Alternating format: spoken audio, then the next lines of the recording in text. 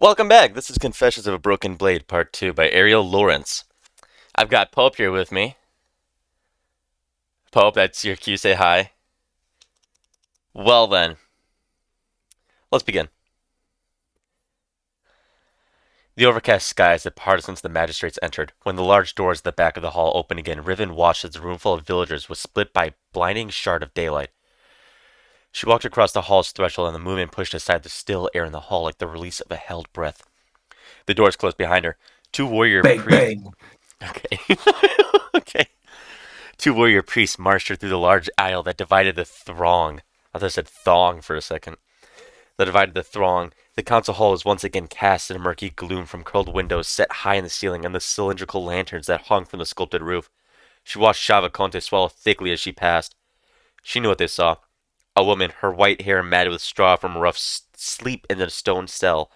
A stranger. An enemy. A daughter of Noxus.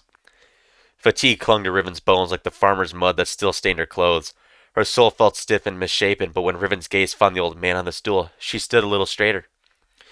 She took in the three judges' seat. She took in the three judges' seat on the dais before her. The stern one in the middle motioned for Riven to be seated, rather than shackled standing. Riven refused the wooden chair shaped by magic. She recognized the bailiff as the lead rider that came to Old Couples Field. His thin lips stretched in the same arrogant smile. Suit yourself, it'll just be harder for you. The bailiff sat in the chair himself with an air of satisfaction. The center judge gave the bailiff a look of admonishment, and then spoke to Riven. I know you're not of this land. The dialect here is tricky. I will speak the common tongue so we may better understand each other. Like most Noxians, Riven had learned enough of Iona's common tongue to command an order. But like the land itself, the accent of each village had a unique personality flavored by its people. She nodded at the judge and waited. What is your name? Riven, Riven said. Her voice was hoarse, catching in her throat the croak. Bring her water.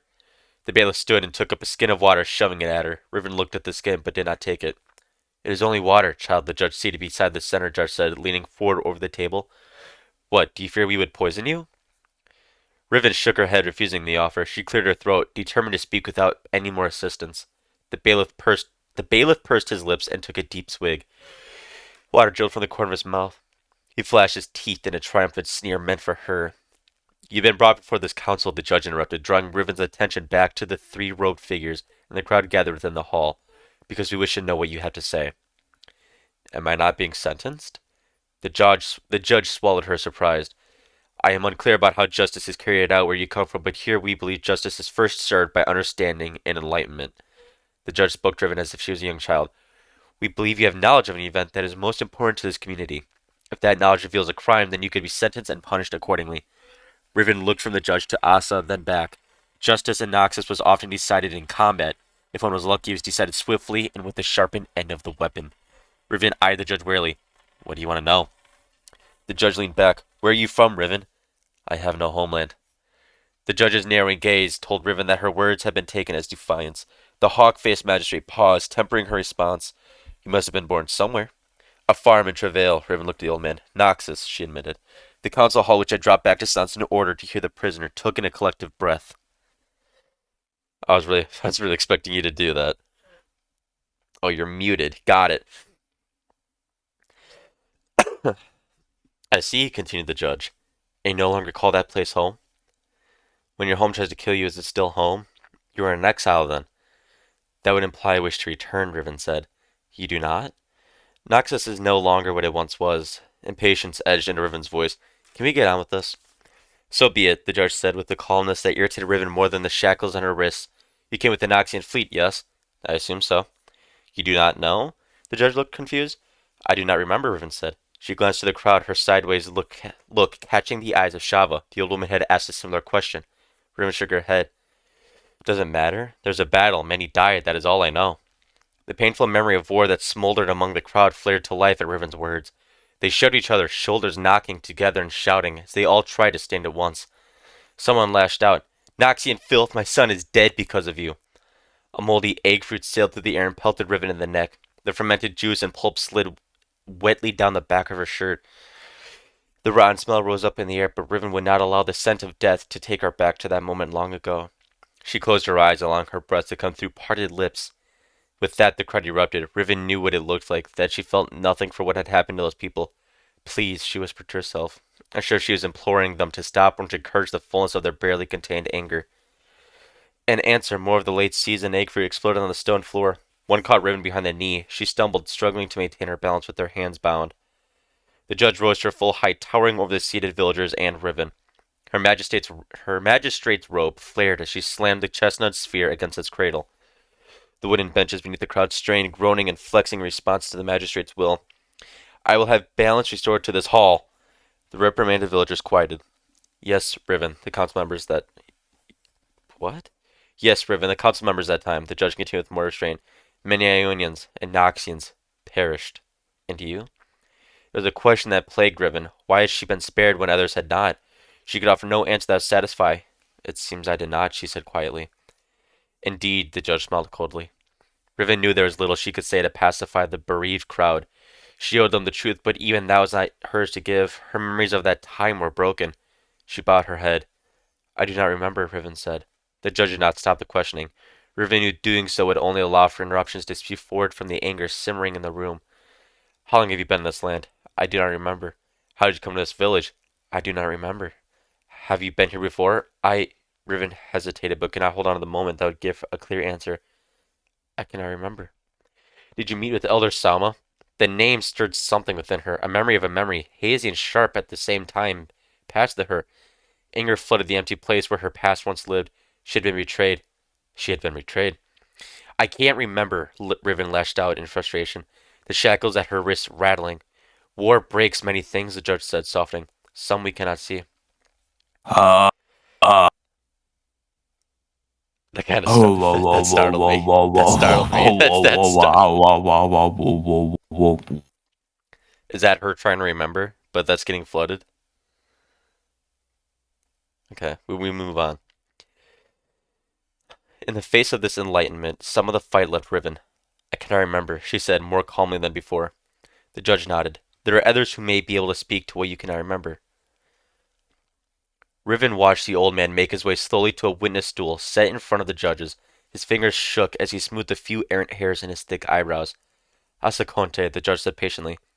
Ofa, thank you for sharing your knowledge with us today. The old man nodded. Do you know this woman, the one called Riven? The judge asked. Yes, the old man said. She came to us at the beginning of this past wet season. Us? Myself and Shava, my wife. The judge looked up at Mistress Conte, who still shifted uncomfortably on the bench at the front of the hall. The judge gestured to Riven. She came to you? Well, I found her in our field, the old man offered sheepishly. We had a calf wander in the night. At dawn I went looking for it. Instead, I found her. Murmurs of surprise and concern spilled again from the crowd. Spy! More come! We must protect ourselves! The judge rested a hand on the heavy wooden sphere in front of her. The room grew quiet. What did she want, Master Conte? The old man smoothed his eyebrows again and glanced at Riven. His look begged apology. She wanted to die, Magistrate, he said softly. The judge leaned forward. It was the start of the wet season, Asa continued. She was soaked to the skin, nothing but fevered bones held together by mud and stubborn Noxian muscle. You knew she was Noxian? She carried a weapon. A blade, the scabbard was inscribed with the marks of their father tongue. No Ionian would carry such a weapon. The judge pursed her lips. Master Conte, you took heavy losses during the invasion? I did, Magistrate, the old man said. He looked to his wife. 2 sons. What did you do with the woman? The old man took a deep breath. I took her home to Shava, he said. The murmur of the hall rose again, questioning the man's lenience on a foe that had been so merciless. The faces within the hall told their stories of loss. None in their community had been untouched by the conflict. The old man lifted his head and turned to the crowd, challenging the hardness of their hearts. My sons, my boys, their bones have long since been cleaned by the sky. Would those we lost wish us to bury ourselves in grief beside them? Riven watched as the old man and his wife shared a knowing look. Shava's eyes were wet and full. We were not ready to let them go, but the old man's voice quivered. But it does us no good to mire ourselves in the past when there is life left to. But it does us no good to mire ourselves in the past when there is life left to live.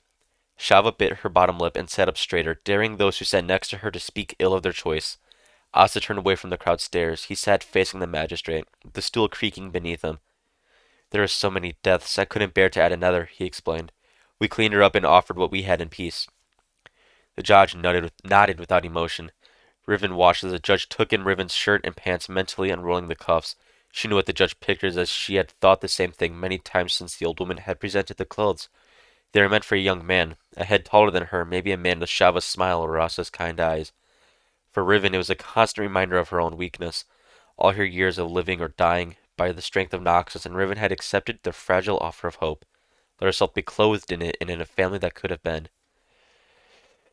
When she regained her strength, she wanted to work in the fields, the old man went on.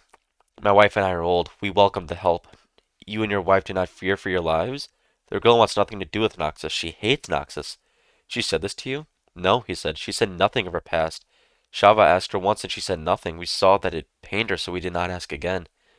If she said nothing, then how do you infer her feelings about her homeland? Master Conte wiped at his old eyes. Riven watched the old trouble pass over his face. Like the words were not his to give, he spoke quickly, conscious suddenly of the audience surrounding him. Fever dreams, Magistrate, he said. The night she came to us, something that belonged to her, something she had cared for greatly, had been broken. For that she cried out against Noxus. Do you know the thing she spoke of? I believe so, Magistrate. The old man nodded slowly. The pommel of her weapon had been bound into her scabbard. 4 days ago I saw her undo the laces. I saw the blade was broken. Riven had thought she had only been watched by the fat mouse and cat that day in the barn. A few snide comments about the quality of Noxian weapons passed like handshakes among the crowd. And what did you do with that knowledge, Master Conte? I took the blade to the temple. The judge cocked her head to one side, looking down her predatory nose at the old man. To what end? I hoped the priests might be able to mend it, that if the blade was made whole, she might be relieved of some of the ghosts that haunt her. Even as the crowd erupted behind him, the old man looked at Riven and the chains that bound her hands, that she might have some peace in the present. Thank you, Master Conte, for sharing your knowledge with the council, the judge said, coldly staring the congregation to silence. Your attestation is finished. That's a new word. What does it mean? Attestation. Evidence or proof of something. Oh, okay. Your attestation is finished. She looked down at an unrolled parchment and back to the bailiff. Bring in the weapon. Riven watched 2 temple priests carrying a large wooden tray draped with a scarlet cloth and set it gingerly on the table before the council of judges. A warrior priest stepped forward, his high rank made evident by the flooded edges of his wooden pauldron and breastplate. Show us, the judge said. The warrior priest withdrew the scarlet cloth, revealing a weapon and sheath both bigger than a kite shield. The scabbard was etched in the harsh strokes of Urnoxian, the heavy angles and slashes in stark contrast to the fluid script of Ionia. But it was the blade that drew the interest of the judges. A blade so thick and heavy it looked like it could break the well-trained arm of a temple priest to lift it, let alone the slender wrist of the young woman shackled before them. Indeed, when Riven had seen the weapon for the first time, she had thought the same thing. Now instead of one solid blade, the weapon was fractured into angry pieces, as if monstrous claws had raked through its metal flesh. The 5 largest pieces would have been deadly in their own right, but laid out against the soft Ionian cloth, broken and raw as it was terrifying. The judge looked at Riven.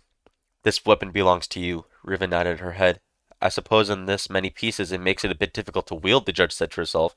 There were snickers among the crowd.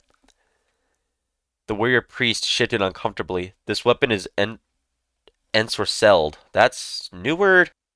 Ensorcell. Enchant. Fascinate. Oh. Oh, enchanted. Got it, because past tense. Present. Okay. This weapon is an ensorcelled, Magistrate. The Noxians have bound magic into the blade. The disgust hung heavy on his words. Riven didn't know if the judge was listening to the priest. The judge was nodding absently, her gaze washing over the weapon until it found the spot that Riven knew it would. The empty place Riven had struggled to fill. The judge's falcon nose twitched. There's a piece missing. Ooh. A young temple adept swayed nervously before the council hall. Adept, is this... Why are you just breathing into the mic? Because this whole thing is summarized. Yeah, we did the summary of this. Yeah. But this is the actual book. I'm gonna mute again. Okay. Adept, is this the weapon Master Conte presented to the temple? The lead judge asked. Yes, Magistrate. You were the one to alert this court? Yes, Magistrate. How did you know this weapon would be of interest to us? Riven watched the adept wipe his hands on the lengthy sleeves of his robes. His face was pale as if he might faint or be sick on the stone floor. Adept? The judge probed. I am a bone washer, Magistrate. The words tumbled out of the young man. His hands hung like spent candle wax. For the elders, after their bodies have been left to the sky, I collect them and prepare for them. I'm familiar with the duties of a bone washer, adept. How is it this weapon concerns you? The blade is the same. A moment of confusion swept over the judge's face. The same uncertain daze washed over the crowd, passing from person to person in befuddled looks. Riven, however, felt a wave of unease crawl over her skin. When I prepared the bones of Elder Soma after his time for the temple, I mean to say. The adept's haphazard explanation was losing many. Instead of continuing, he pulled from a fold in his robe a small silk bag and started undoing the tight knots with his long fingers. He retrieved from the bag a shard of metal and held it up. This metal, magistrate, it is the same as the broken blade. The adept scurried from his place and approached the judge. She took the shard from his outstretched hand and turned it over in her fingers. Even held at a distance, the metal seemed similar to the broken blade. Riven's breath caught in her throat. What the fuck? Something just fell from my roof. That was weird. Or was I? The adept scurried from his place and approached the judge. She took the shard from his outstretched hand and turned over in her fingers. What? Ah, fuck. I'll just start from this. I don't know. I lost my place. Instead of continuing, he pulled from a fold in his robe a small silk bag and started undoing the tight knots with his long fingers. He retrieved from the bag a shard of metal and held it up. This metal, magistrate, it is the same as the broken blade. The adept scurried from his place and approached the judge. She took the shard from his outstretched hand and turned it over in her fingers. Even held at a distance, the metal seemed similar to the broken blade. Riven's breath caught in her throat. There was the piece of her past that she had searched for and given up finding. Now it was on the verge of coming together, illuminating a dark and forgotten corner of her mind. The guilt Riven carried and had buried deep was finally being unearthed. Riven steeled herself against what she knew would come next. Where did you find this? The judge asked. The adept cleared his throat. In the bones of Elder Soma's neck. The council hall gasped. You did not bring this forward before. The judge's eyes narrowed as she focused in on her target. I did, the adept said, trying desperately to look anywhere but the warrior priest who stood next to Riven's broken blade. But my master said it was nothing. The judge had no such trouble looking at the warrior priest. Approach, she ordered. She handed the bit of mangled metal to the warrior priest. Put it with the rest. The warrior priest glared at the adept, but followed the orders given. He approached Riven's blade and then turned at the last minute to the judge. Magistrate, there is dark magic in this weapon. We don't know what this piece may reveal. Proceed. The judge's words left no room for argument. The warrior priest turned back. All the eyes in the council hall watched as he took the sliver of hammered metal and placed it nearest the tip of the broken blade. The weapon was silent. The judge let out a small sigh. Riven, however, continued to watch the old man and his wife. She knew their hope would last only a moment longer. She had been weak to accept it, to believe that there is something in this world for someone so broken. The relief at her fleeting innocence hurt most of all. It hurt because Riven knew in that moment the good they believed about her was a lie. The truth of her past was sharper and more painful than any blade. Riven heard the sword beginning to hum. Please, she called out. She struggled to be heard over the chatter of the hall. She struggled against her restraints. Please, you must listen. The vibration built. Now it could be heard and felt. The villagers panicked, pushing and shoving to get back. The judge stood quickly, her arms outstretched to the wooden table that held the broken sword. The edge of the table began to grow and curl, the wood budding new green limbs over the weapon, but Riven knew the magic would not hold. Everyone get down, Riven yelled. The sound of the blade drowned out her voice, indeed all the voices, as the weapon built to a fever pitch. Then all at once the power exploded in a burst of runic energy and splintered wood. A gust of wind knocked everyone who had been standing down to the floor. From the ground, the faces of the crowd turned to Riven. Riven's lips were cold and her cheeks flushed. The ghosts of her mind, memories she had entombed, they were fully alive now, looming one by one before her. They were Ionian farmers, sons and daughters, the people of this village that would not kneel to Noxus. They were looking at her, haunting her. They knew her guilt. They were her warriors too, her brothers and sisters in arms. They would have gladly sacrificed themselves for the glory of the Empire. Instead, she had failed them. She had led them under the banner of Noxus, a banner that had promised them a home and purpose. In the end, they were betrayed and discarded. All of them cut down by the sick poison of war. Now these ghosts stood among the living, the courtroom of spectators knocked down by the power of the blade. The villagers slowly rose to their feet. Though Riven was still there in that valley from long ago, she couldn't breathe. Death choked her nose and throat. Water break. Pope, how you doing, buddy? Muted. Nice. Okay. Okay. Yeah, that works. Dude, it's already 20 minutes. Alright. Good water. No, These dead aren't real, she told herself. She looked at Asa and Shava, and they at her. Two shades stood near them, one with eyes like the old man's, and the other with a mouth like Shava's. The old couple clung to one another as they steadied themselves and stood, oblivious to the deathly past that surrounded them. Dieira, the old woman said. At that, Riven could no longer contain her guilt and shame. I did it. The words fell from Riven's lips with an empty hollowness. She would accept her fate at the hands of these people. She would let them pass judgment, and she would answer for her crimes. I killed your elders, she told them, breathless. Her ragged confession filled the room. I killed them all. And that is the end of part 2.